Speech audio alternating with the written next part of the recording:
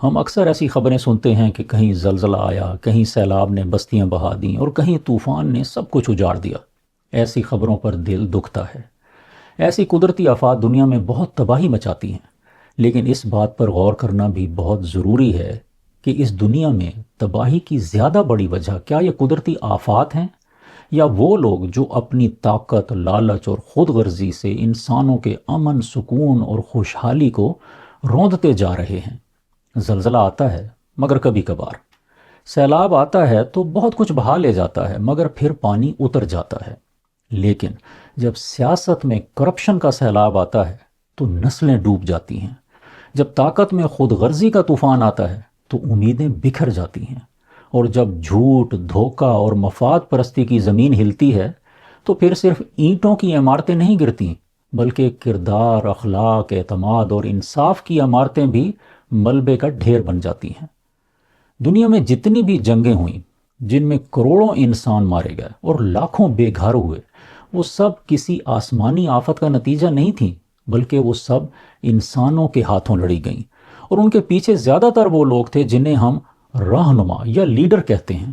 وہ سیاستدان اور اہل اختیار جنہوں نے اقتدار کو خدمت کے بجائے حکومت اور طاقت کا نشہ بنایا، اور جنہوں نے عوام کے مسائل کو نیچے کرنے کے بجائے اپنے محلوں کی دیواروں کو اونچا کیا۔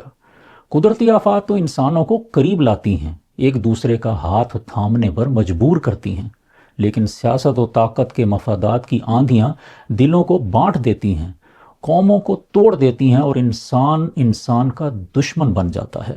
ہم سب کو اب بیدار ہونے کی ضرورت ہے۔ صرف سیاستدانوں کو کوسنے سے کچھ نہیں بدلے گا۔ ہمیں اپنے اندر وہ بصیرت پیدا کرنی ہے جو اچھے اور برے میں فرق کرے، جو سچ کو پہچانے، جو اپنے ووٹ، اپنی آواز اور اپنے کردار سے اس دنیا کو بہتر بنائے۔ کیونکہ اگر ہم سوئے رہے تو پھر چاہے آفت آسمانوں سے اترے یا ایوانوں سے آئے، تباہی ہمارا مقدر بن جائے گی۔ ہم کوشش کریں اور دعا بھی کہ ہم اس دنیا کو ایک ایسی جگہ بنائیں جو قدرت کی آفات سے بھی محفوظ ہو اور انسانوں کی خود غرضی سے بھی۔ دعا کرنا اور اپنی پوری کوشش کرنا ہمارا کام ہے، جبکہ نتائج کا اختیار صرف اللہ کے پاس ہے۔ ہمیں صرف وہ کردار ادا کرنا ہے جس کے لیے اللہ تعالیٰ نے ہمیں صلاحیت اور استطاعت عطا فرمائی ہے۔ سب سے پہلی بات یہ ہے کہ ہم خود اپنی ذمہ داریوں کو پہچانیں اور انہیں پوری دیانت، خلوص اور ایمانداری سے نبھائیں۔ ہر شخص پر کچھ نہ کچھ ذمہ داریاں ضرور ہوتی ہیں، چاہے وہ نوکری کی ہوں، کاروبار کی ہوں یا گھر بار کی۔ ہم ان سب کو اپنی بہترین کوشش سے اچھی طرح پورا کریں۔ دوسری اہم بات یہ ہے کہ جب بھی ہمیں موقع ملے اور جہاں تک ہماری استطاعت ہو، ہم حق کا ساتھ دیں اور مظلوم کے ساتھ کھڑے ہوں۔ ظالم یا ظلم کے خلاف آواز بلند کرنا ہمارا اخلاقی اور دینی فرض ہے۔